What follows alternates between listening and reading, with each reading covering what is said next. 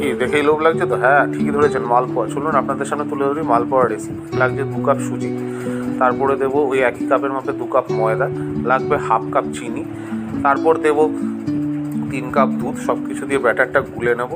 দেবো সামান্য লবণ, আর কিছু মুড়ি আমি ড্রাই রোস্ট করে নিয়েছিলাম, মুড়ি গুঁড়ো করে ওই ব্যাটারের মধ্যে দিয়ে দেবো। ব্যাস, ব্যাটার আমার রেডি। এবার কিছুক্ষণ রেখে দেবো ব্যাটারটা ভালো করে সুজিগুলি যাতে সোক করে নেয়।